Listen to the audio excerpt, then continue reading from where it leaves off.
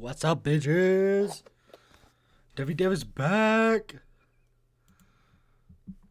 Okay, so I guess we started watching this one.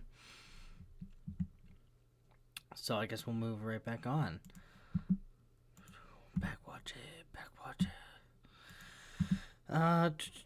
Yeah, let's watch some queso. I'm gonna eat some My food. whole plan to become a streamer was to become a professional or amateur Call of Duty player and then go into streaming from that. But luckily, people started calling me fat, so we're good. We bypassed all that. This guy right here just gave away his biggest secret. With close to 8 million followers on Twitch, Queso didn't just get lucky. His success didn't come from the size of his body, but from the size of his brain. He found a way to bypass the streaming grind using the genius strategy that almost no one talks about. You can see it from his very first stream on Twitch. Queso wasn't sitting at just one viewer. He was averaging 73. That is not a normal starting point at all. But the crazy part isn't the number of viewers, it's how he got them. Just 2 days prior to his first stream, a sports game called NBA 2K23 had just come out. Every time there's a new 2K release, there will be thousands of players looking for fresh content. Queso knew the game would be trending, but instead of streaming it, he chose to record himself playing during the night of launch. He was onto something. I uploaded 3 TikToks that night. Woke up the next day with like 15,000 followers. I was like, bro, wait a minute, you know what I mean? With this method, Queso blew up in just one night. What's even more interesting is that the clips he uploaded all follow the same POV format, just him playing and reacting in the relatable way. Bro, I cannot concentrate with all this noise in my ear, man. I'm losing it. This format is not only easy to make, but also extremely effective at showing his followers what they will see if they watch his streams. Just 2 days after his first viral TikTok, Queso officially started streaming on Twitch. Within 3 weeks, he hit a peak of 1,000 average viewers, instantly outperformed 99.8% of streamers. And this is all done by doing one thing most streamers don't. My advice to anybody that wants to grow streaming, don't stream a lot. You want to make funny clips that when they go to that stream from that clip, they get the same vibe. You put something on TikTok, they hit, you start streaming, people will go to that, and you put on the same energy, and eventually people are like, oh, this is cool. His strategy works well for the first month. However, Queso quickly He marketed himself before he even started. He went to the right platform, uploaded exactly what he was going to do on stream. He was going to be funny. He's a funny guy. And, you know, he started to gain that following. And he just kept doing that. So he also didn't exhaust himself by doing super long streams or just streaming a lot. He streamed what he needed to. And that's very smart. The only reason I'm streaming a lot right now is to practice. Because this is really brand new to me. I haven't streamed before, ever. So I'm basically practicing right now.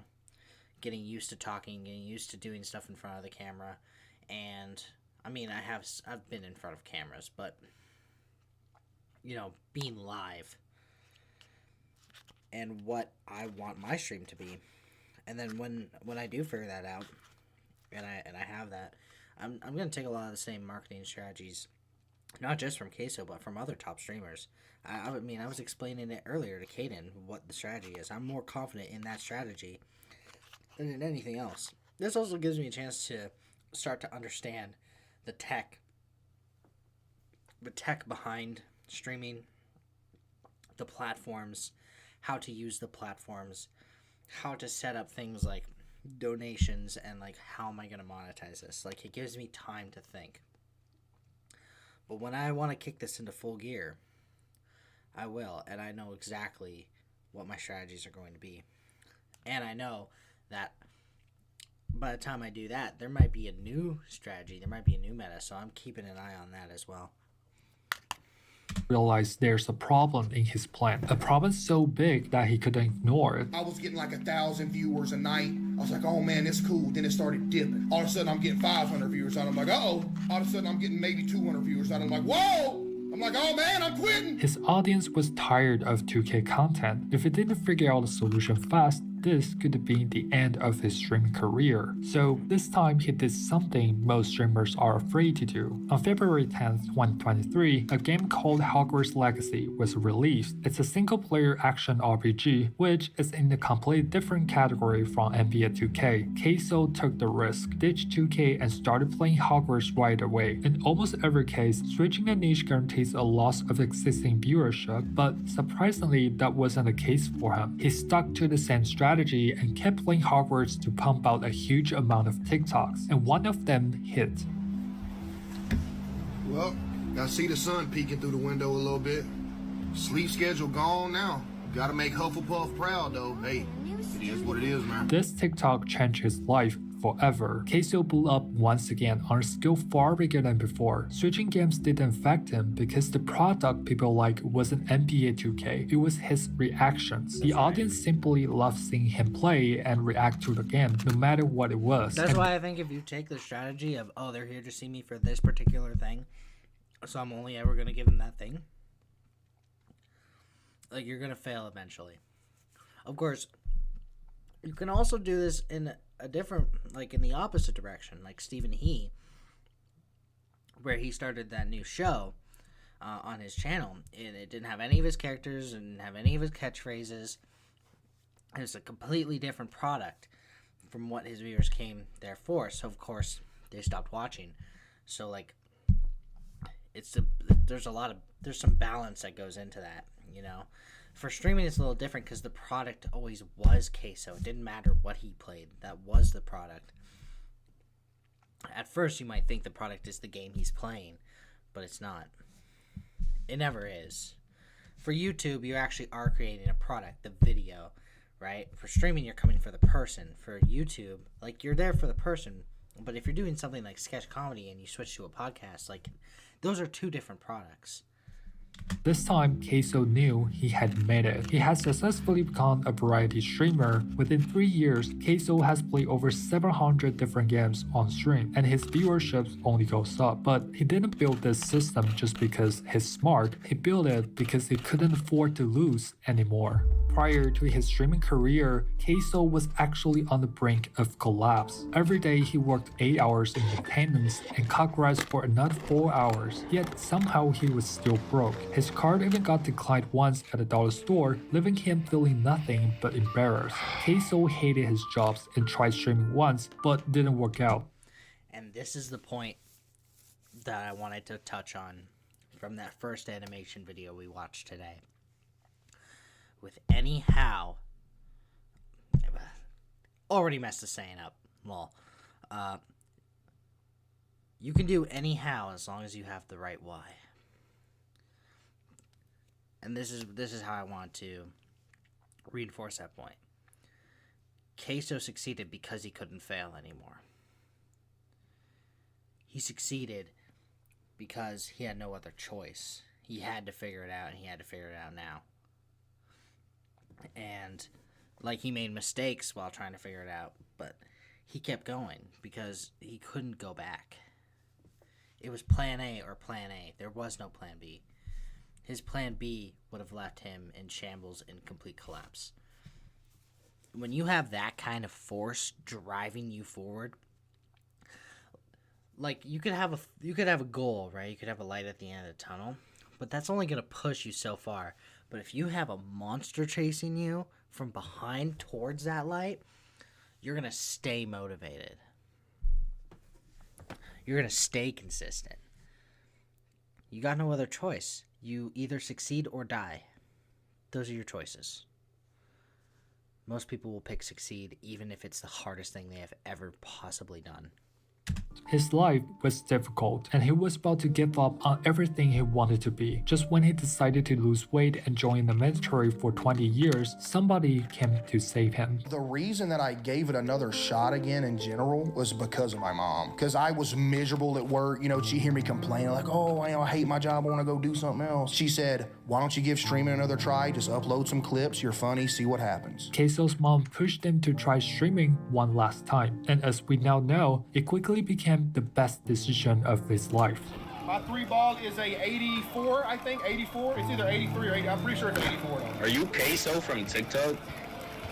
This was the first time Queso was recognized. He was lost for words because it was something that he had never experienced before. Even with a crappy internet and a poor quality face cam, he was still grateful for the support of his parents and followers. Queso found the key to becoming a successful streamer. It's authenticity that has carried him thus far, not any kind of fancy streaming setup. But what we need to understand is that the best part of Queso's strategy isn't just about being real. There's an important pattern behind his streams that turned him into one of the biggest streamers in the world. If you have been watching Queso since day one, you will probably know he didn't have a fixed schedule back then. Sometimes he streamed for 3 hours and sometimes it went out to 10. But after a year, he finally figured out the optimal stream duration. It's not 8 hours or 12 hours, it's only 4 hours, which goes against every piece of streaming advice I have ever seen. The first 30 minutes of his stream, according to his YouTube, is called the Yap Session. During this time, he does only one thing, interacting with chat. Instead of jumping straight into games, Queso takes his time and talk to chat,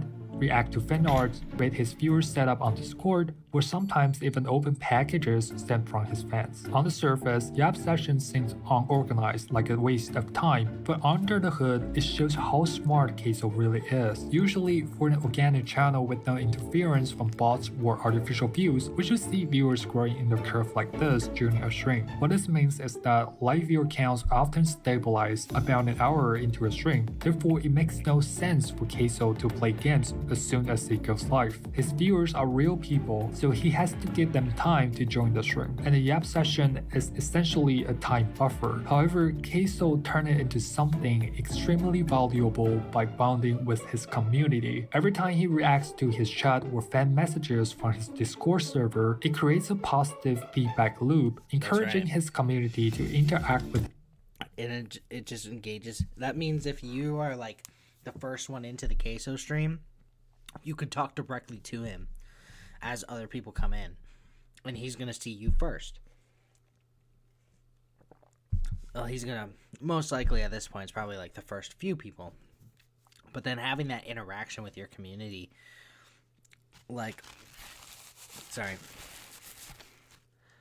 having that interaction with your community, it is that positive feedback loop because people, first of all, they like your content, they like you. Now they have a chance to interact with you. They're gonna want to stick around and keep watching your stuff, and being grateful and being real with them. If there's one thing I learned about always watching stuff on the internet and all the drama and everything that happened with so many creators over the years, is authenticity always wins. You can't lie. You can't lie to the internet. It never works. It never does. You can't lie because there's somebody on the internet with enough free time, and they're going to find it out. If you're hiding something, they're going to find it out. Or if you're not being authentic or you're being fake, they're gonna find that out. Always got to be authentic. Him even more. And of course, sometimes his chat goes too far and makes fat jokes about him, but deep down, everyone loves Queso, and he understands that. With this Yap Session, Queso now owns the biggest streamer community I have ever seen. In his Discord alone, there are over 600,000 members with chat messages flying around even when he's offline. But remember, the first hour of stream is just a warm-up. Queso has another 30 minutes to spend after Yap Session. From 30 minute to 1 hour mark, instead of continuing the Yap Session, Queso selects a run-based or score-based game to play. From a combat simulator Half Sword to quick. That's super smart too. That's super smart because it's fast-paced. I already caught on to this when I did No Man's Sky the other day. No Man's Sky is a slow-paced game. You can do slow-paced games for stream. But if you want to engage people, that first hour Yap Session, that's crucial. That's why I was going to start switching my videos from the end of the stream to the beginning of the stream. We'll do reactions as I grow my community. We'll do reactions because I have a lot more to say. It's a lot more interactive. I can keep an eye on chat a little bit easier. It was a little different with Caden today because I was also interacting with him, so it was a bit harder for me to keep track. Hopefully I can maybe get that second monitor or something, figure it out so that I can always see chat. Because I can see all 3 chats at one time. Soon to be all 4 chats. But then the round-based game, you know, starting to get into it. Like, hey, we're moving on from the Yap session. Let's pick a fast-paced game. Round-based, score-based. You know, they're faster-paced games. They're not games you would play for hours and hours and hours. They're games you would play for 1 to 3 hours. That makes it perfect for this kind of format. This game are smarter than a 5th grader. He plays games that are less serious to pass time while waiting for more viewers to join. And all of this warm-up content is edited and posted on his second YouTube channel, gaining over 2 million subs and 450 million views in just 2 years. This time, he isn't clip farming on TikTok, but on YouTube, which is arguably 10 times harder to grow. But we haven't seen his main I'm sure he still has a TikTok channel yet. This is where the best part of his stream comes in, the peak hours. Since Queso has already allocated 1 hour, the next section of his stream happens right when his live viewers peak at around 50,000 people. Everyone is ready. It's a perfect time to begin the main part of his stream. For about 2 to 3 hours, he puts all of his time and energy into a single game. During this phase, Queso usually picks games that have great storylines and continuity to better engage his audience. The most common games he played are indie horror games. He calls it the spooky time. What? What? Never do that again to me. From time to time, he might play adventure or rage-bait games like this.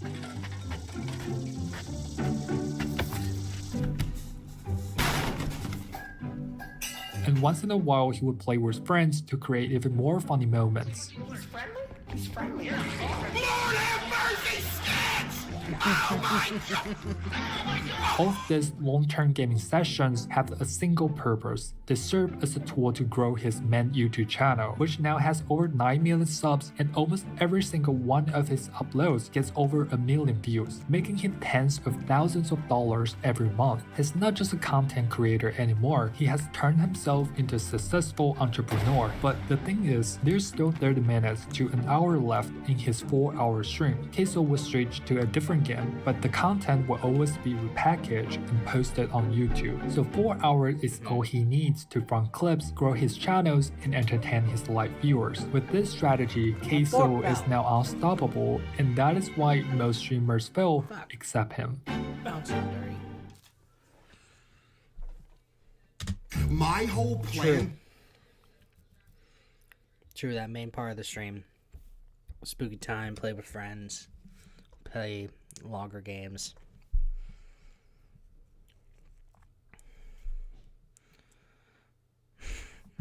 Fat joke.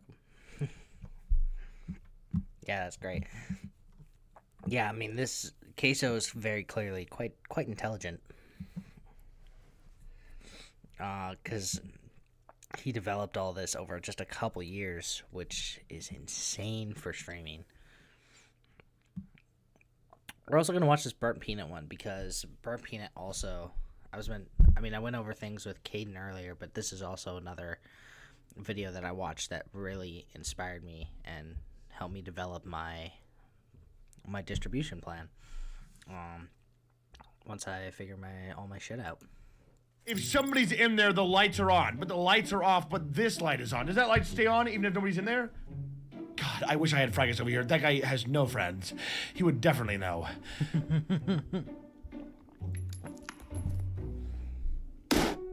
If I told you a year ago that this peanut right here is actually a streaming genius, you would probably laugh in my face. Back then, he was streaming to just 6 viewers on Twitch. Today, the Burnt Peanut runs one of the fastest growing streaming channels in human history. He now averages over 40,000 live viewers, with peaks close to 100,000. His follower count also jumped from just 100 to almost 1 million in under a year. But what really made him blow up wasn't luck. It was one genius move that almost every streamer gets wrong. The Burnt Peanut started out streaming a hardcore multiplayer FPS called Escape from Tarkov. It's one of the most saturated streaming categories on Twitch, with over 2,000 streamers battling for 200,000 daily viewers. The average streamer will ideally get about 100 viewers, but the reality is far worse. There's only about 4% of Tarkov streamers that can break 100 live viewers. To make matters worse, most viewers usually go watch the top streamers. In Tarkov, the #1 channel pulls over 70,000 concurrent viewers, leaving close to nothing for everyone else. So why would Peanut jump into this competitive niche? Why not pick a smaller game with better odds of being noticed? The answer is right in front of us: the Peanut avatar. Nobody in Tarkov, or arguably the entire streaming space, was doing what he did. Instead of sweating for wins like everyone else, Peanut would throw himself into chaos and die for funny moments like this. Oh my god, I killed him! And there might be two.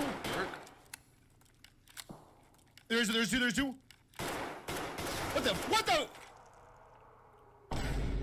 While the others tried to be the best, he just tried to be entertaining, and it worked. Peanut but it flipped made the it funny. disadvantage of a saturated category into a full-blown advantage, tapping into Tarkov's existing viewer base while standing out like nothing else. And his strategy didn't stop there. As his channel started growing, he expanded into Arc Raiders, a new multiplayer shooter with over 400,000 peak players in 2025, nearly 10 times more than Tarkov. For most streamers, switching game can tank viewership, but for Peanut, it was the opposite. Tarkov fans already understood extraction shooters, and with Arc Raiders being more accessible and more fun, Peanut rode the trend perfectly. His number exploded again, reaching a level even he didn't think were possible. But Peanut's success came with a cost, one that most viewers never saw. Back in 2022, he was just another no-name streamer, posting Tarkov tutorials on YouTube and going live on TikTok to almost no one. Eventually, he realized this. No one cared about him. Not about his game knowledge, not about his skill, not even about the guns he introduced in his tutorials. So he did something that could risk his entire life.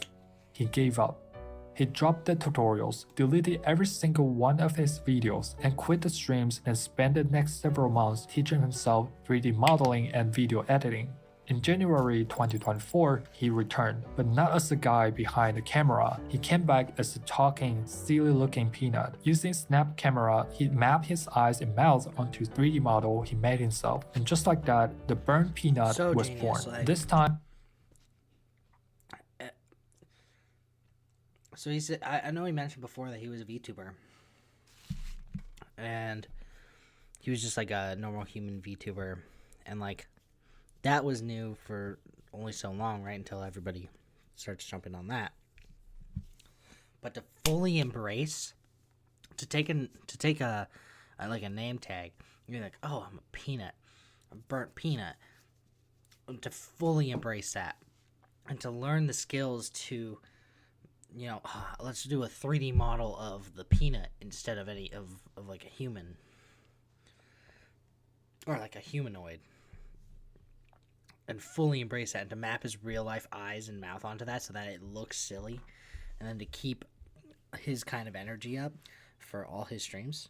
It's genius. Peanut understood what audiences actually wanted, so he doubled down. Entertainment. He started adding Audiences will come for either entertainment or for the person themselves. You don't have to be successful. To be successful, I don't think you have to necessarily have his kind of energy. You could be more chill, but in that case, you got to be more relatable, or you know, people gotta be able to feel some kind of connection to you. People almost never care about what exactly you're doing. They want how you're packaging it. Are you entertaining? Am I here for your personality? Like those are the real products.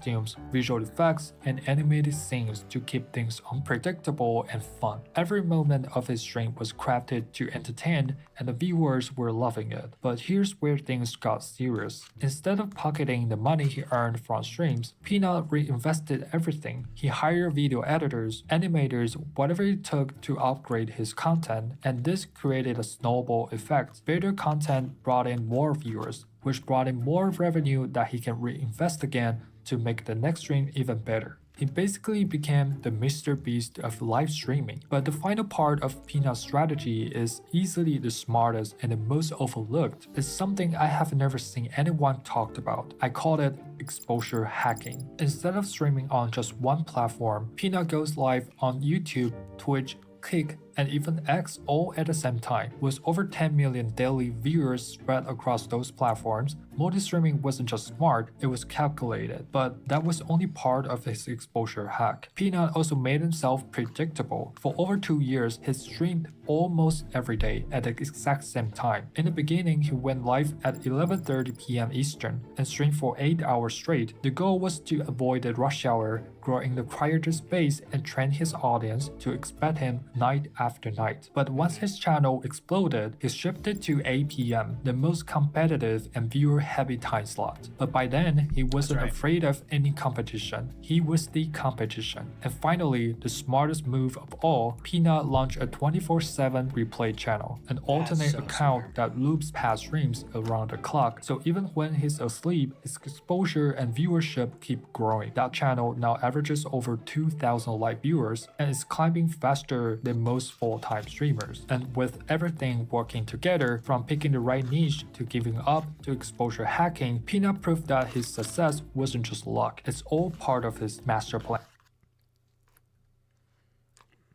I forgot how abruptly this video ends. Cut it a little too soon. But yeah. I mean, I was going over that with Caden earlier too. Multi-streaming to all the platforms, the 24/7 channel. I mean, to just constantly have those going so that no matter what time people are tuning in, they're gonna see one of your channels that is live, or a stream that is live. Like, even if it's just an old one. Yeah, it's fucking something for sure. Very, very smart strategy. And to, like, he went back, he quit for a year, learned other skills like 3D modeling, video editing, and he probably worked on his entertainment abilities as well, so that he could make the product he wanted to make. Yeah, it's very intelligent, and like, it was very clearly planned out. And I bet you he had a pretty decent why behind starting streaming again. I mean, I know it was like his friend who was like, you should just stream our session. Well, I'm sure after that he started thinking, like, man, I really want to do this. I have to do this. All right, we're gonna close that one. This one, Outdoor Boys, Luke Nichols, disappearance and heartbreaking return by Mono Streaming. Oh, one other thing. Always gotta give credit where credit is due. The creator of both the queso video and the burnt peanut video, his name is Kutofu. We're gonna subscribe to him because he's brand new, but he makes some pretty damn good videos. So we're gonna subscribe to him. We're gonna keep an eye on him as well. See if he has more stuff for us to react to in the future. In 2025, the internet is full of fake pranks, loud screams, and people desperate for your attention. True. IShowSpeed is loud though. He is, but he's matured a lot. He's calmed down quite a bit. I'm a big fan of IShowSpeed. I think he's a very good person. And I can't say that about most creators. But there was one man who was different. Luke, Tom, and Nate here with the Outdoor Boys YouTube channel, and we're going to Alaska. Yeah! A man who didn't ask for likes. A man who turned down millions of dollars in sponsorships. A man who drove a Kia Sportage despite making millions of dollars a year. His name is Luke Nichols, the creator of Outdoor Boys. Hey everyone, this is going to be my last video for a little while. And then he vanished. In May 2025, at the absolute peak of his career, pulling in 100 million views a month, he walked away. Why? For months we thought it was burnout. We thought he just wanted to retire. But the truth has finally come out. Luke Nichols just broke his silence. I always knew that I wasn't going to do this forever. You know, the idea of me being out 60, 70 years old, you know, like, click subscribe, you know, I'm just like, that's not, being a YouTuber is probably analogous to being a professional athlete. It's not a career that most people grow old in, you know, and I just, I've always kind of knew that there would be an end to it. And I've been thinking about retiring for a couple years, actually. But 6 months later, a ghost appeared. Hello, my name is Luke Nichols, and this is the My Life Outdoors YouTube channel. And no, you're not imagining things. This is not my YouTube channel. Luke didn't upload to his own channel. He appeared on a much smaller channel called My Life Outdoors. And the first question everyone asked was, why? Why break your retirement for a channel with a fraction of your subscribers? The answer is devastating. Maybe almost 2 months ago, I put out a... So before we delve deep into this video, I'm going to take another little break here. My other piece of food that I warmed up is now cold, so I have to go warm that up again.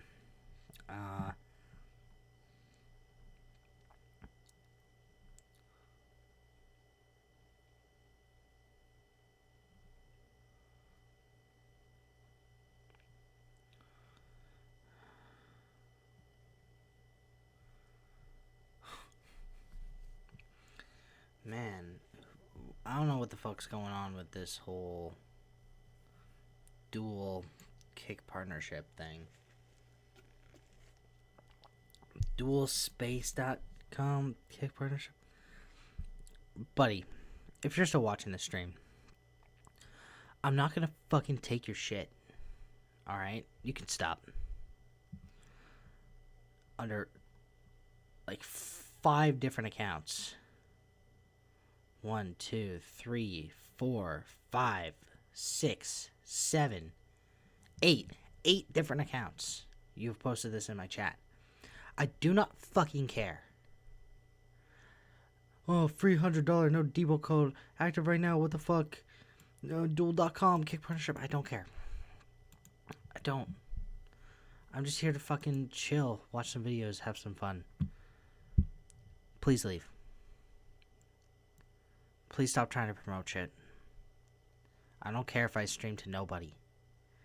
I don't care about this free code or whatever, this partnership. I don't care.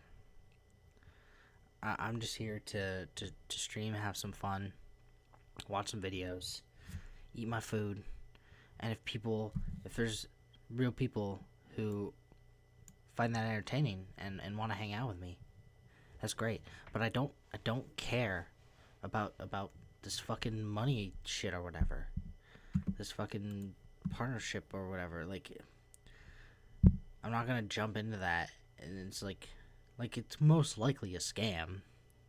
Duh. But like, I don't care. Leave me alone. Alright.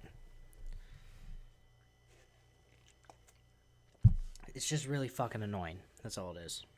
Alright, I'm gonna warm up my food, so I'm gonna take another little break here. Warm up some more of my food here. Jump back into this video. I'll be back in a little bit.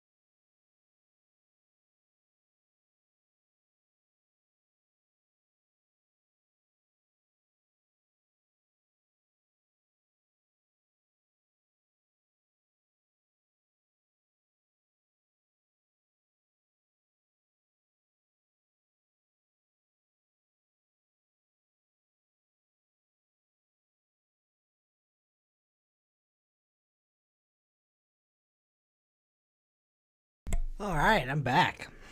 So, not gonna lie to you. I titled this stream that we would be working, that we would have a special guest. I kept special guests. A special guest showed up. Oh my god, Kick. Gotta be for real right now.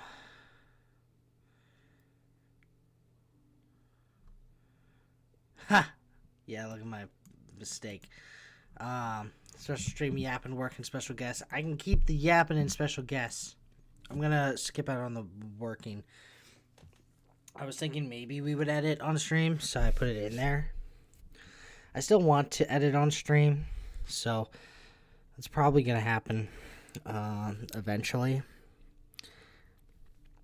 But I'm gonna skip that for today. I'm gonna leave my streams the way it is because I don't think it really matters too much. I can retitle things, retitle VODs as I need to. I also think I'm probably not gonna stream all the way to 8:30. I'm gonna watch these two videos for sure. We'll do some reaction to those. So we'll finish this one. We'll finish Jaden's, the one I've been meaning to watch since Tuesday. And yeah, I'm gonna have some chicken fingers from Wendy's. A video updating everybody about stuff that was going on in my own life. Earlier this year, my wife was diagnosed with thyroid cancer. Shortly after that, so she had her thyroid removed, and we thought, okay, like, done, cancer cured. And a little bit after that, she went in for a routine mammogram. They found a mass in her breast, and they wanted to biopsy it, and turned out to be ductal carcinoma, which is the best case scenario when it comes to breast cancer. And then they found another mass that was a different type of breast cancer, triple negative breast cancer. And that has put us on a really long journey of treatment and fatigue and, I mean, just all kinds of stresses, I'm sure you can imagine. Some of you guys may have heard that Steven's wife was recently diagnosed with cancer. So right now, Steven's got a lot on his plate, taking care of his wife and his 4 kids. So I thought I might step in and do a little YouTube video for him so he can worry about one thing at a time. And so here I am in the interior of Alaska with no tent, no sleeping bag, and I'm gonna be sleeping in the middle of a snowstorm. That is the reality. Steven's wife is fighting for her life, and while Luke was sitting at home, retired, he watched this video. He could have just sent money. He could have sent a text, but Luke Nichols understands something that most influencers don't. Influence is a tool. He knew that if he appeared on this channel, millions of us would follow him there, and that ad revenue could save this family. A little more than a month ago, you sent me an email saying that you wanted to make a video for my channel. What prompted you to send that email? You know, I saw your video about your wife's diagnosis, and you know, as a content creator, it hit a nerve because it is hard to communicate to people how intense the schedule can be and how the amount of pressure that running a full-time YouTube channel can generate. You know, and so it's not hard to put yourself in someone's shoes and realize, oh, that's rough. It's a rough spot, and you know, I stepped away from my channel and you know, kind of retired this last spring, and really a good chunk of the motivation was to try to, you know, be a little bit more useful to society. I wanted to be useful to society. He didn't come back for the fame. He came back to be a shield for a friend. And in this interview, Luke finally pulled back the curtain on why he actually left. It wasn't just about time. It was about the poison of fame. Well, and so, I mean, and that's what really was amazing to me is that, you know, I mean, the things that people were commenting weren't necessarily these big, profound things. Some were, but some of it was just like, I can comment. It's like, you know, it's like, oh my goodness, like I just can't believe that I can comment. And so a lot of love and a lot of praise for you, obviously. And so what was it like? Did you go through? Did you read it in the comments? I mean, what was it like having comments turned on? I am not an advocate for having comments. I think they are wildly unhealthy. And a lot of people think that that's because of the criticism. And I think having that much attention is not healthy for a human being. And there are sweet poisons and there are bitter poisons. And I think criticism is a bitter poison, but praise can be a sweet one. Praise is a sweet poison. That is one of the most profound things. Praise is a sweet poison. It's something you're always going to want more of. But it can poison your mind. That's so true. Luke is very clearly quite wise. Yeah, that's really profound. He's very clearly quite wise to even think like, hey, there's this thing that humans naturally seek out. They naturally want. We want praise. We want to be told we're doing a good job. We want people to like us. We want fame. We want attention. But that doesn't mean it's good for us just because we want it. You know, you smoke crack, now you want more crack, right? It's not good for you, but you want it. Your brain wants it. And to apply that to praise and fame. Wow. A YouTuber has ever said, if millions of people tell you you're a hero every day, you lose your soul. You become addicted to the validation. That's right. Luke saw that happening, and people tell you you're good, you're a hero every day. You might start to think it, and you might start to not pay attention to the parts of yourself that are bad, to the parts of yourself that are even evil. You know, there's this concept in psychology from Carl Jung, and it's the shadow.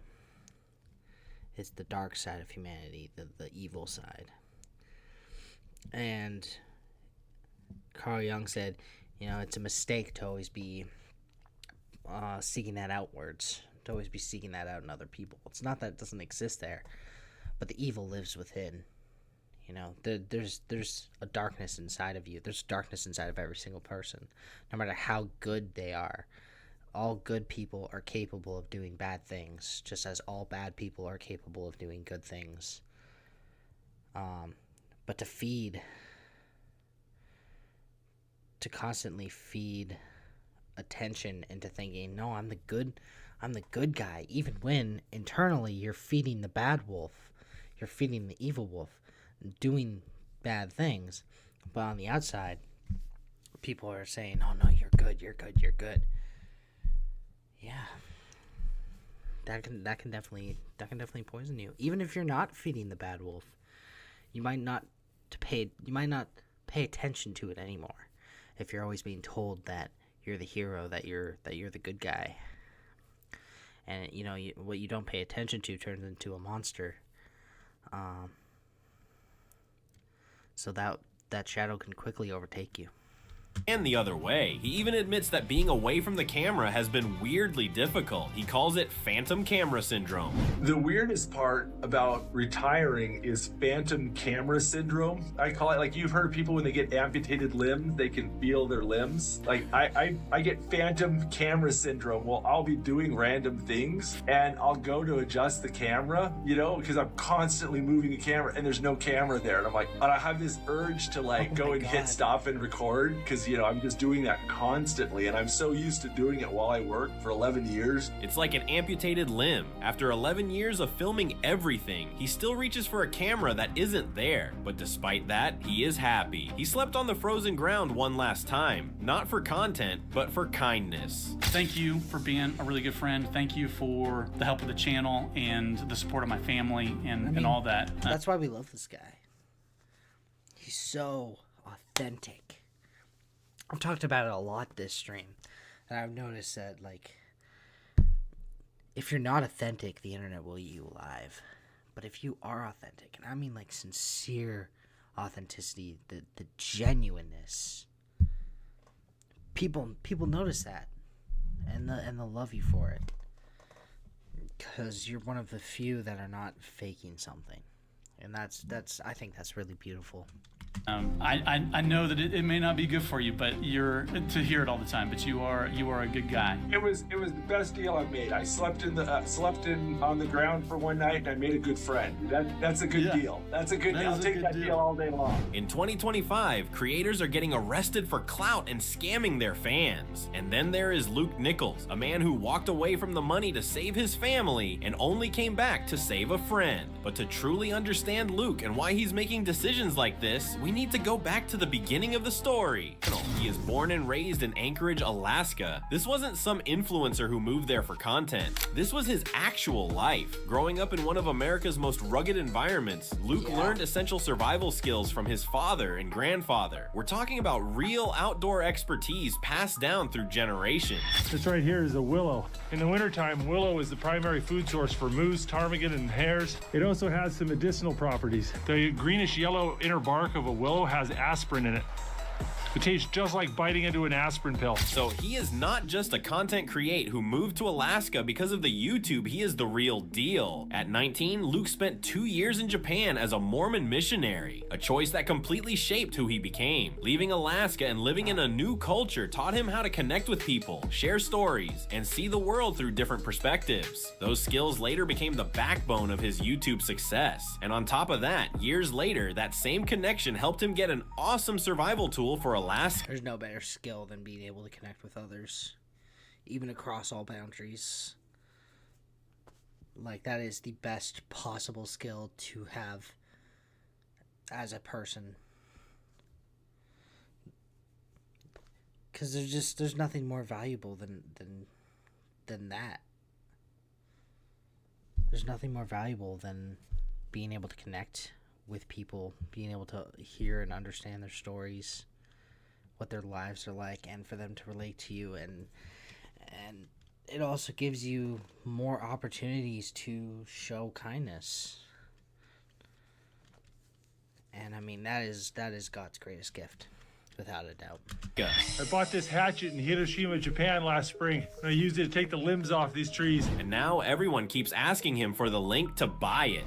I get so many people asking me for a link to where you can buy that hatchet. I'm like, you can't. I got it from like an old dude in Japan in like an antique shop in the basement of his house. Luke didn't start off as a creator. After returning to the US, he launched a political consulting business. I actually started a political consulting business, and I ran political campaigns in Utah for about 2-3 years. But the non-stop travel and lack of family time pushed him to walk away. He shut the business down, moved to Virginia, and went to law school at George Mason. By 2011, he built Spectrum Legal Defense, one of Virginia's top traffic law firms. Then things got wild. In 2013, while running his law practice, Luke started a YouTube fishing channel, Catfish and Carp, and later launched Outdoor Boys in 2015. It's so crazy that he called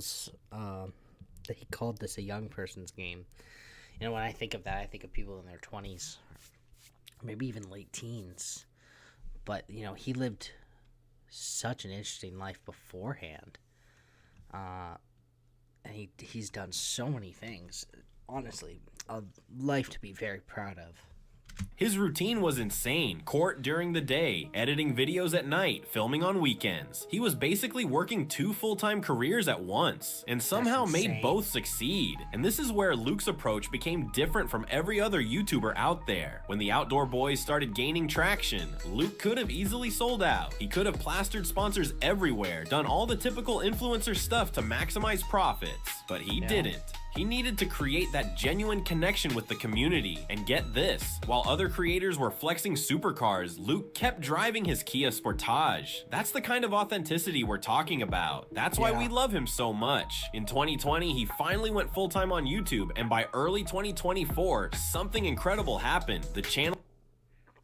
I don't think he ever valued material things like that in the first place. You know, because I feel like he was a lawyer. You know, lawyers make a lot of money, even on the smaller time. I don't know that much about law. Most of my expertise in law focuses around planning law, and that's just because, you know, I had to learn it for my urban planning course. But, you know, like, he definitely made at least over $60,000 a year. I'm assuming he probably made more than $80,000 a year, a possible 6 figures, just doing that and the political consulting business. Because it sounds like that was being successful too, and he shut it down of his own volition. So he could have, if he truly valued those things, he could have found a way to get like a nicer car. I just don't think he cared. I don't think that was valuable to him. I think he's always been a people-focused person. You know, he just wanted to spend more time with his family. He just wanted to spend more time with his wife. He just wanted to connect with people and do the things he loved. That's so beautiful. Man, this guy is a very beautiful human being. Pulled in 100 million views in a single month. Then, in the span of just 18 months, the Outdoor Boys gained over 12 million subscribers, skyrocketing from a niche favorite to one of YouTube's biggest outdoor channels. I watch Outdoor Boys all the time, and when it comes to content, me too. Love Outdoor Boys. One of the best outdoors channels. I've watched all sorts of bushcraft channels, especially when I was in high school. And Outdoor Boys really stands out. Luke absolutely nails it. When we watch his videos, he brings us right into his adventures. We feel like we're part of the journey, and somehow Luke manages to deliver that feeling 100%. He always describes exactly what he feels. I'll tell you what, that is a beautiful view. Oh, this smells so good. Oh, I'm hungry. I missed lunch today. Warm cookies on a camp out and hard to beat. If you burn the bottom, just eat them burn side up. I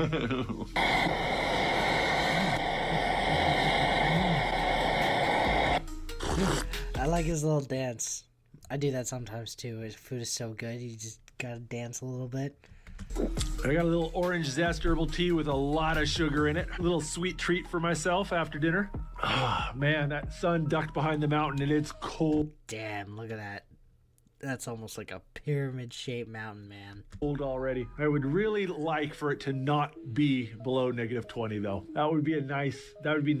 I don't really want to do -30 or anything stupid. And man, we need to talk about the bread. -30 is brutal. I live in Canada, and I've lived in a pretty northern part of Ontario. Not like as north as you can get, but oh man. Some of those winter days, man, you just don't want to go outside at all because, like, you just freeze immediately. Like, my beard completely frozen. Your eyes stick together because it's so cold. Your eyes start to stick together. So you have to warm up your eyelashes and your fingers so that, like, the ice will melt off of them. Dough and honey butter. All right. Melted butter and warm honey. Yeah, that sounds good. Oh, that's pretty good. Gonna put some honey on it. It's pretty damn honey windy. And butter. Gonna put on there. No, we gotta talk about this, because this is like your signature now. Apparently, I had nothing to do with that. Just like, all of a sudden people are like, honey butter's like a thing. I didn't know that was like a big deal, but like... that's your thing. He's the honey butter guy. I guess so. Man, we love honey butter, and Luke knows how to deliver content. And did you know that because of us, he has to wait until every part of the meal is ready before he can eat? Which means most of his food is cold by the time he finally gets to it.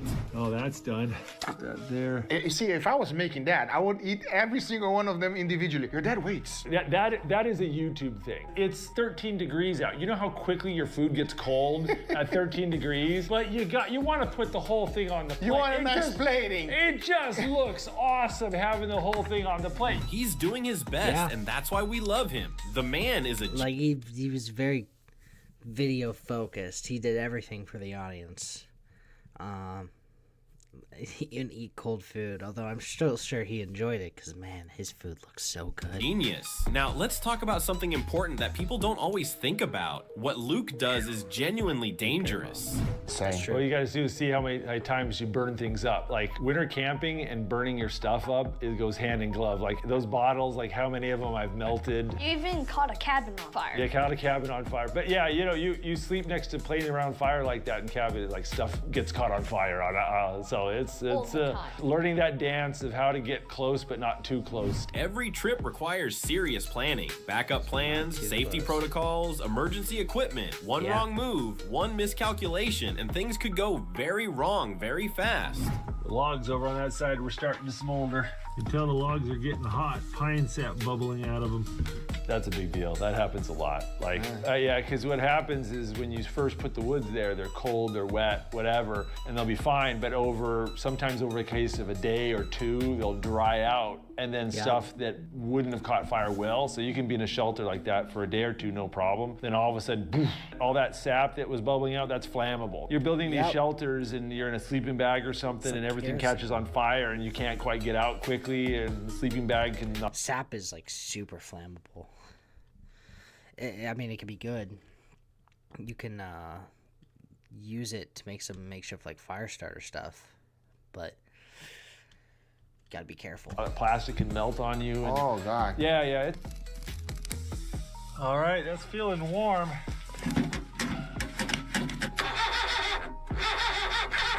All right. Didn't work. Oh, you gotta do the engine now. Yeah. Oh. I'm gonna try to warm up the engine block and see if that helps. Fortunately, the engine block is way back. Isn't that dangerous? Yeah. This is actually probably the sketchiest thing I did on the whole trip, because that. Yeah, let me just put this fire right next to an explodable object. Isn't that a gas pipeline? Oh no, I'm not worried about that. What it is I'm underneath the car, and the car is being supported by snow, right? Yeah. I just dug the snow out. I didn't even think about that. So if the sides of the snow collapses and that truck lands on me while I'm kneeling underneath it, I get pinned to the ground, and I just sit there and freeze to death or die or whatever. So that's not good. That's true. I didn't even think about that. I just thought, the fire right next to the engine, like, that can't be good. I didn't even think about that. Get in the bottom. Oh, hello. Well, that's not good. The fact that he's done this for years without major incident shows just how skilled and careful he actually is. Yeah, incredible skill. Most people cannot do this. It's so dangerous to try and survive like this. He's not just a YouTuber playing outdoorsman. He's the real deal. He's not a YouTuber playing outdoorsman. He's an outdoorsman playing a YouTuber. Decades of genuine experience. In May 2025, Luke shocked everyone by stepping back from YouTube. This is going to be my last video for a little while. Not because of burnout or drama, but because he was too successful. The constant attention was affecting his family. Of fans trying to contact me, trying to take pictures with me, or just trying to come up and talk to me in public. It could be a bit overwhelming at times. And he didn't want fame to overshadow what mattered most, being there for his 3 sons. With Tommy starting his own channel, Tom here with the Outdoor Tom YouTube channel. Outdoor Tom, Luke wanted to support him and be a present father, not just a creator. For one thing, I've got 3 little boys who all want to be YouTubers, including my oldest son, Tom, but I want to spend more time helping him with his channel and preparing him to be an adult, which is going to be in less than 6 years. In a world where most chase Damn. That must mean he's like 12. 12 plus 6 is 18, so... views at any cost, Luke chose family first, and that's why people love him even more. And now for the good news, Luke is back. After taking time off for his family, he's uploading again, and it looks like he's using footage filmed before his break, which is actually genius. If he stopped posting completely, the algorithm could have hurt his channel. By keeping uploads consistent, even with older content, he's keeping his audience and the channel thriving. So why is Luke Nichols one of the most loved YouTubers in 2025? It's simple. He's genuine. In a platform filled with manufactured personalities and clickbait, Luke is just real. He doesn't flex his wealth. He doesn't chase trends. He doesn't sell out for quick money. He prioritizes his family over fame. He shows up as his authentic self, a devoted husband, a dedicated father, and a guy who genuinely loves the outdoors. His videos aren't just content. They're a masterclass in how to live with integrity. He shows his kids how to respect nature, work hard, and stay humble. He demonstrates what it means to make tough choices that align with your values. He proves that success doesn't have to corrupt you. Plus, let's be honest, in a world that can feel overwhelming and depressing, there's something incredibly comforting about watching Luke and his family. I really like that. He shows that success does not have to corrupt you. You can make the choice at the end of the day. You can let it corrupt you, and it's very easy to take that path. You know? The devil's good at tempting for a reason. But you still get to make that choice. You can choose the right things. Even if it's a great loss to yourself, you can choose the right things. This guy is a great role model. He's a great role model. Sorry there. He's a great role model, and I respect him a lot. Very good person. Yeah. Success doesn't have to corrupt you. Plus, let's be honest, in a world that can feel overwhelming and depressing, there's something incredibly comforting about watching Luke and his family explore the wilderness, It is very comforting. It just slows things down, you know? We're in a world where everything is moving at 10 million miles an hour right now. So to just have something like this that would just slow everything down and make you just appreciate one more thing, even if it's just one more thing in your life. It's beautiful. Shelters, catch fish, and cook over campfires. His friendly Very voice, comforting. his genuine enthusiasm, his wholesome adventures. They offer an escape that feels real. Luke didn't walk away from YouTube. He walked toward what mattered most. That's why people trust him. Comment your thoughts, hit like, subscribe for more deep stories like this, and thanks for watching. I'll see you next time. Yeah. Shout out Luke, shout out Outdoor Boys, everything he's done.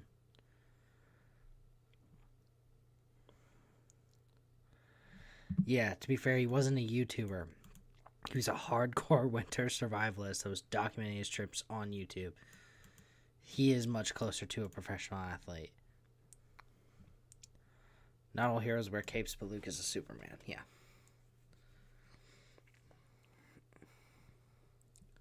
Let's all have some warm bread with honey butter and pay our respects to one of the greatest content creators to ever exist.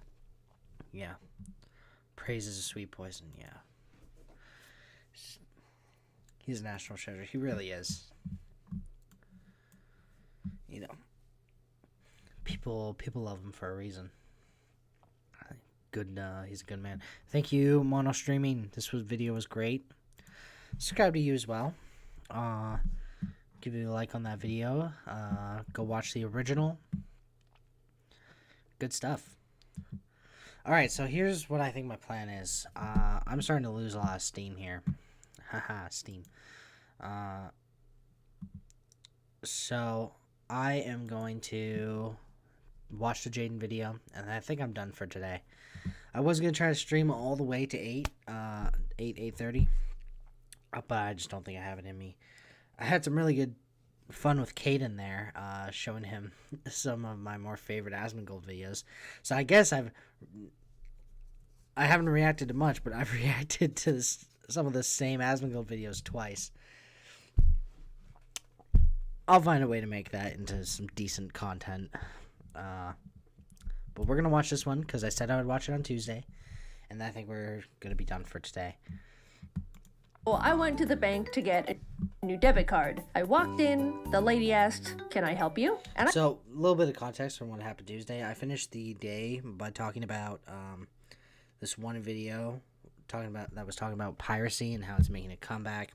And there's a lot of points in that video where it talked about the inconveniences of streaming and just like how inconvenient certain things have become.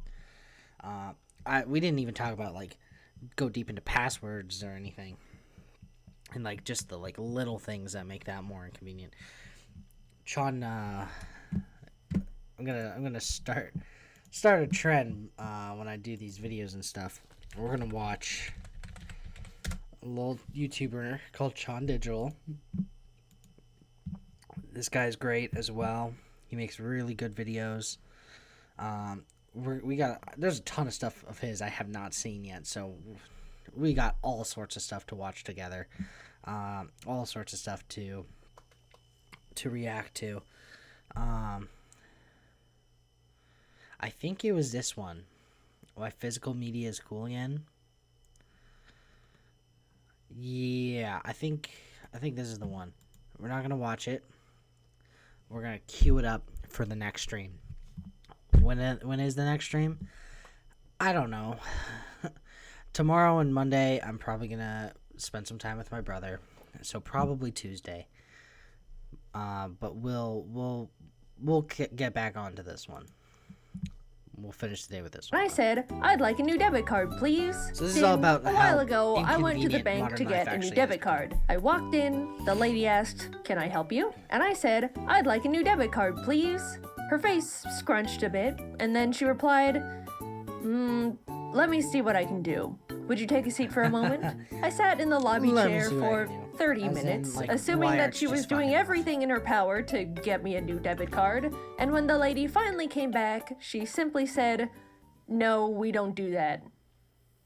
But you're the bank. For the longest time, I've been tossing around this little thought. I don't know if it's just me, but it kind of feels like the world around us doesn't quite work anymore. At least compared to, say, a decade ago, it seems like everything has gotten less efficient and, dare I say, stupid. Anytime I go Yes. out to get something Literally every little thing has become more inconvenient.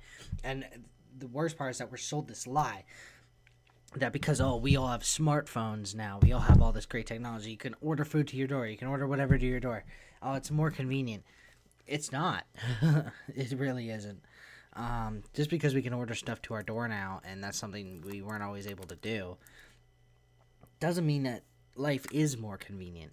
There's so many other things. Plus, it's so expensive to order stuff to your door. That really only makes it more convenient for ultra wealthy people. If you're on the poor side, you're not going to be able to order stuff to your door all the time. You don't have that kind of money. done, I come back 3 hours later with nothing accomplished and a fresh desire to punch a wall. I've tried to gaslight myself out of it. Maybe I'm overreacting here. Humans have always been flawed creatures, so of course it's doomed to bleed into the construction of our society. But I just keep thinking back to those 30 useless minutes in that bank chair. And I simply don't believe it. You're not gonna convince me that a bank has always been incapable of giving people. First of all, a bank that can't get you a debit card? Are you for real? That's like one of their main jobs. Other than like taking deposits and withdrawals, is like being able to get you a new card to access your account with. New debit cards. And also that it took 30 minutes to tell me something has changed. It really dawned on me when I watched the Always Sunny in Philadelphia episode Dennis Takes a Mental Health Day, where Dennis tries to have a normal, relaxing day, but is faced with inconveniences at every corner that spike his blood pressure. Highly recommend watching. The whole show is phenomenal, but that specific episode was so real and truly made me process things are getting less efficient. They really And are. it's not just in my head. First of all, like the episode addressed, everything needs a goddamn app now. The thermostat. Oh my god. The fucking apps. Oh my god. No, I don't want to connect my dishwasher to Wi-Fi. Are you crazy? Oh, use the app to control the thermostat in your house. Like, why don't I just walk over to the wall and control it from there? Like, it should be analog. Most of these things should be analog. They don't need digital integration.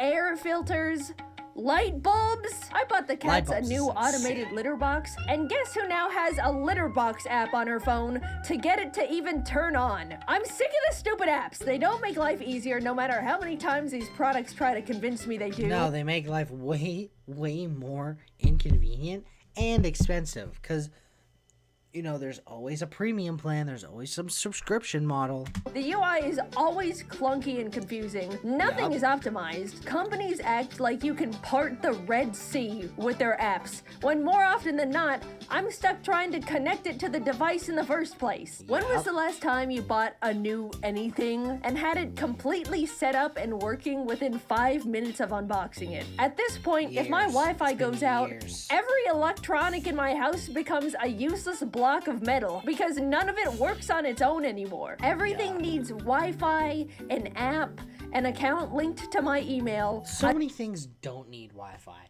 Like, TVs, man. Like, look, smart TVs are cool. They, they're convenient enough, I guess. Except they aren't. You know, you could use the apps on the smart TV, but what if, you know, you don't want to use the Netflix app? What if you want to go through a browser because you have some kind of ad block or something? You know, you could still hook an HDMI cord to a smart TV and use it that way, but they want you in their UI.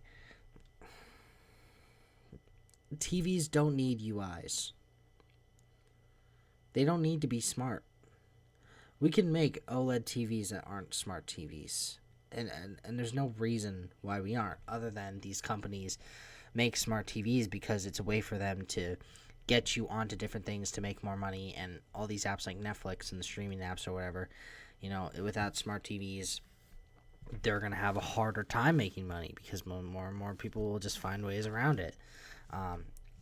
I will gladly take the inconvenience myself to use a laptop connected to a smart TV to bypass certain things, but that's just because I hate all these companies and I want them to fail. Subscription service, and on top of it all, they sell all the information I hand over against my will to random other companies so they can send me stupid junk mail. Also, when did unchecking the sign me up for online newsletters and discounts just not work anymore? Every single time I buy something online, I make sure to not sign up for the website's stupid email notifications. And what do I find fresh in my inbox when I wake up the next morning? Check out this month's wacky deals. That's so real, man. You're trying to avoid all this stuff in your email. I have like 6 different emails now. And I keep making more because, man, they just get filled up. Like, even my junk mail one, oh my god, like some of my main ones start to get like email after email. Like, I connected my bank to a main one, and the bank sends me mail about deals and all this, and you should get this and that.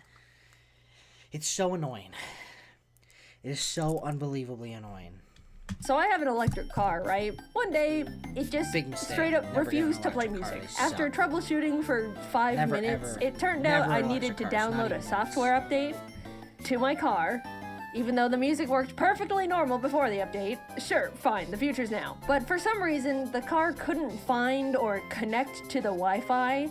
So because of that, I get to experience LA traffic in pure silence. I spent thousands of dollars on a car just for it to randomly not be able to perform a task cars have been able to do for the past 70 years. I do like electric cars. They're better for the environment, and it's great not having to go to the gas station. But let's not pretend the car has to be a computer now. I got one of those modern tech cars that made the innovative choice to remove all the physical buttons and knobs and put every single basic feature into the car's giant touchscreen. Before getting it, I didn't think that would affect my experience too much. I thought, well, when I drive, I normally don't fiddle with the buttons all the time anyway, but now I have to deal with things like not being able to manually open the glove compartment. Yeah. You don't really think about it until it's gone, right? But it's actually so much more convenient to just have a manual way to do something than to like have all this digital integration. You gotta open the glove box through the fucking iPad that controls literally every other thing. So you gotta go on the iPad, you gotta navigate to the right thing, and then you gotta hit it, and then sometimes it might not work. It's ridiculous. And that is the only reason why I hate electric cars, by the way. I don't really have a problem with them, I guess, fundamentally, like what it's trying to do. I just have a problem with how all of it's being implemented. Because it has no latch. I have to speak into the car microphone, open glove compartment. And every single time it opens the charging port. Didn't think about that one before buying. Also, when I do need to do something while driving, it feels way more unsafe than I initially realized. They didn't even build AC knobs, so to turn up the air, I have to essentially play on the car iPad while paying attention to oncoming traffic. Correct me if I'm wrong, because I'm neither an engineer or car specialist. but that feels stupid. Apparently, enough people started complaining about the lack of buttons in high-tech cars, so they started putting them back in, which now puts into question these experts making these decisions in the first place. What do you mean thousands of people had to say using a giant iPad while driving is unsafe? Before they were like, you know what? These people might be onto something. A few weeks after I bought the car, I accidentally... So stupid. So dumb. Never listen to the experts. The experts, especially on little niche things like this, like just cars, they're so in their own little worlds that they can't even use common sense to think about the things that normal people are going to think about anymore.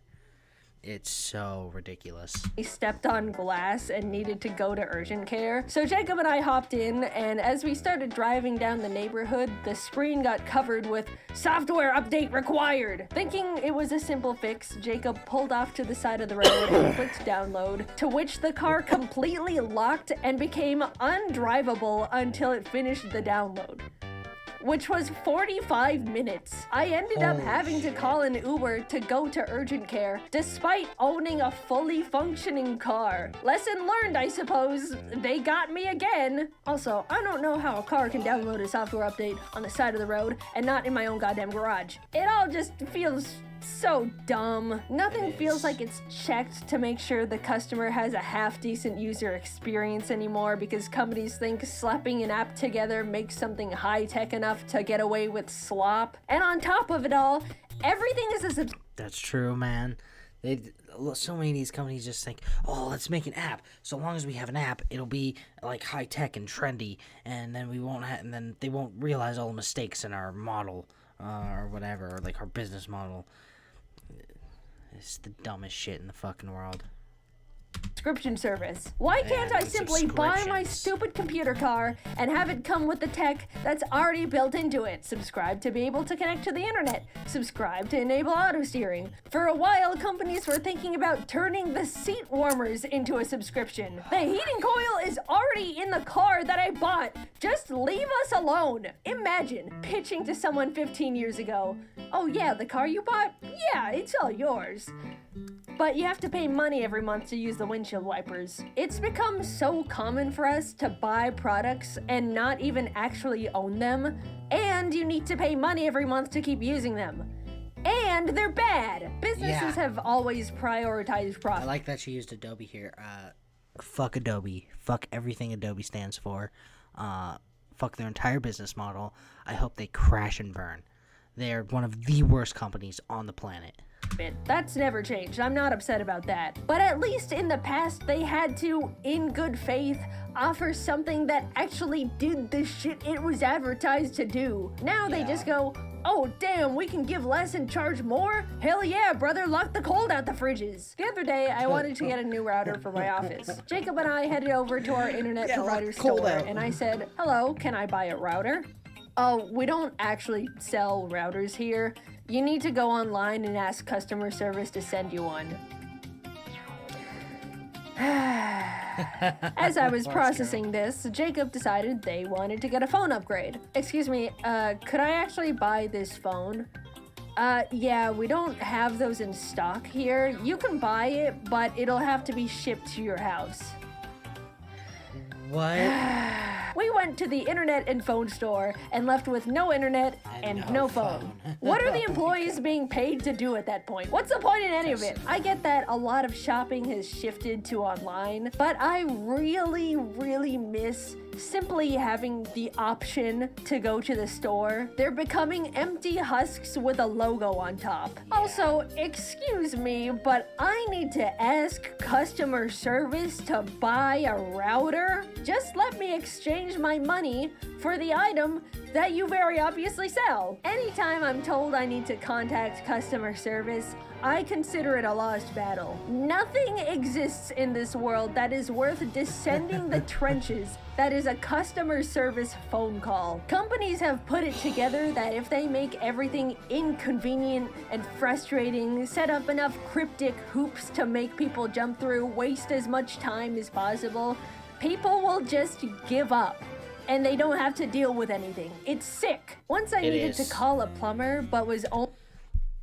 Yeah, like, all this inconvenience is on purpose, obviously. Like, in the past, things were convenient because companies had to actually compete with each other to make enough money. They had to actually compete with each other, actually offer good service. Now that's really not the case because they all have subscription models. Oh, you know, we'll make our money either way, so why offer good customer service? Only allowed to go through a very specific company for the service. So I called in, sat on hold for 40 minutes, as to be expected, and finally... It's a free market. You shouldn't have to be locked into a certain company to do anything. You should be able to use any repair company to do this stuff. Finally got connected to someone. Hello, what can I help you with today? Hi, I was calling to make a service appointment. Alright, sounds good. I'm gonna check our calendar and call back with our availabilities. Oh, okay. Thank you.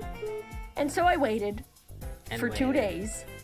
And she never called me back. So, of course, I call back, sit on hold for another 40 minutes, and try again. Hello, what can I help you with today? Hi, I'm calling to make a service appointment. I called before, but no one called me back, so I wanted to follow up on that. Okay, let me check. We're available in a month at 7 a.m. Oh, okay. Are there no other times available? Nope. All right, I can do in a month at 7 a.m. Thank you very much. Awesome. Exactly what I wanted. A month comes and goes, and the day before the appointment, I get a call from the plumbing company. Hello, I'm calling to let you know the person that was scheduled to do your service appointment is sick and will have to cancel it. Okay. When's the next available appointment? In 2 weeks? Okay, thank you. At this point, I was fuming, right? How hard could it be to get a very specific company to provide a service they forced me to use them for? Well, get this. I woke up the next morning at 10 a.m. because I didn't have to wake up early anymore, looked at my phone, and saw a single missed call from, of course, the plumbing company. Hello, the plumber arrived at the location this morning at 6 a.m. but left because no one was home. Please call back to reschedule. Thank you. Guys, I can't even... She would have missed it anyways. It was scheduled for 7. She would have missed it anyways. Right into words what I was feeling that moment. Because if I did, this would be the last video of my career. A single service appointment is all I ask. For my sink that is dissolving at this point. Also, we're completely brushing over the fact they arrived an hour early for the canceled appointment, so I would have missed it anyway. And just like that, it was all back at square one. And you know what? I gave up. Congratulations, plumbing company. Fuck them. Just call another company. Be like, oh yeah, they're forcing me to use this, but this happened. I'm sure it's a problem another plumber could fix. You won! The trophy? My sink is broken. I was justifiably feeling upset, so I wanted to go out and get myself those Pillsbury Halloween cookies with the pumpkins and ghosts on them, because it was the season. I looked online to see if the grocery store had them, and the website said, in stock, confirmed in the past hour. So I got dressed, drove over, and lo and behold, the store had 0 Halloween cookies. I did the same charade 2 more times until I just went home and cried. What's the point anymore? Really, my car doesn't work, the stores don't work, the litter box needs Wi-Fi. I'm just so tired. We're doomed to be wrung of every single dollar we have. This is definitely like a warning. Go analog and manual on every possible thing you can. It is actually more convenient to go analog and manual. If it connects to if it's a random thing that's not your smartphone or computer and it connects to Wi-Fi, don't get it. It's not worth it. Analog only. like the world has gone so far in the wrong direction. Cursed to scroll endlessly on social media because it's evil now. It's nothing good anymore. We're being left behind over here, and no one can do anything about it cares. I don't want to get too doomer in the silly animated YouTube video. Sorry, maybe a bit of reality started to seep in there between the funny little stories. Quickly, I'm gonna talk about things that do spark joy in my life. There's been an influx of people going back to old tech as a way to step out of the overwhelming and predatory modern innovation era. And we all miss single-use items. I'm still using YouTube Music. I left Spotify for various reasons. I think I've already spoke on this. And I transferred everything to YouTube Music because I knew I could have all my playlists on YouTube, and it'd be a bit easier for me to get certain songs that way. But man, one thing is, like, you listen to music on your phone, and let's say you're using your phone for everything.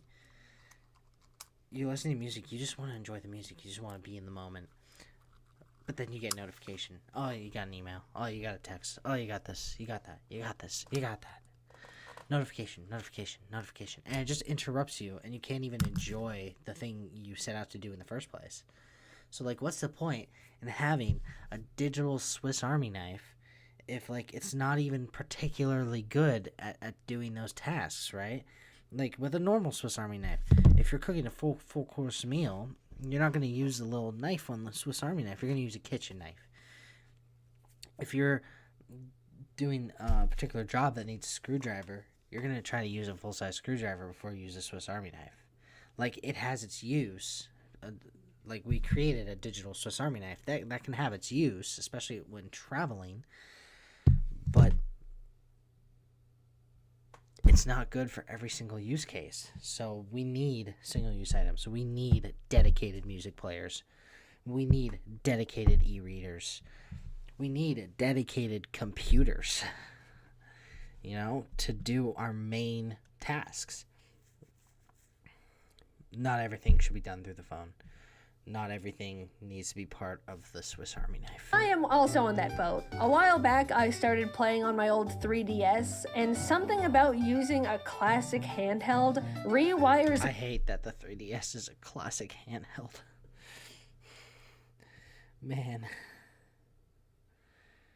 Yeah, I guess it is. It's well over a decade old. Oh, that makes me sad. My brain in the best way. Being all bundled up with your DS, no second monitor content, maybe some snacks. It feels like my mind gets to heal from the constant rot, cleansed from the addicting flashing colors and stimuli of current media. Another way I heal from the evils is by seeing all of my best friends. Truly going out and being with people in real life is the medicine that heals all. I'm not joking. No matter how much... That is very true. Hang out with your friends. Try to not spend 100% of your time in front of the computer. I know I'm certainly one to talk, but if you can, try to hang out with your friends, especially the ones you really, really like being around, like your best friends. It'll help heal a lot of these feelings. The world breaks me down. A good hangout with friends to vent and blow off steam really does take the edge off. And getting to turn annoying moments that piss you off into something to share with your friends as a funny story is a great way to laugh it off and just move on. I'm sure many other people have their own ways to break free from the ever-looming capitalist clutches. But overall, I've just been trying to go back to basics, depend on things less, not constantly overwhelm my senses. I think it's unfortunate that a lot of us have gotten to the point where we need to police ourselves in what we consume because everything is trying to be the most addictive little parasite ever created by humans with no empathy. But until the pendulum eventually swings back the other way, it is possible to break out of the bubble. And if you've been feeling similarly to me, I recommend giving it a try. In the meantime, even though everything feels like a constant mess, I suppose it does make for funny stories to share. I didn't realize I scripted 2 different complaining videos in a row. I'm really sorry about that. I didn't mean to, and it comes across really negative. But the next video is very, very, very positive. I'm really excited for you guys to see that one. I've been excited about that one for a long time. Thanks for watching. I'm done complaining for a while. It's all out of my system now. Love Jaden Animations. Very, I mean, who doesn't love Jaden Animations, man? She's so great. We all love Carryu Crocodile. Did somebody say gambling? Oh boy. You know, I've never been a big viewer, but I think there's quite a few Jaden reactions in our future. I think I'm about to become a big fan.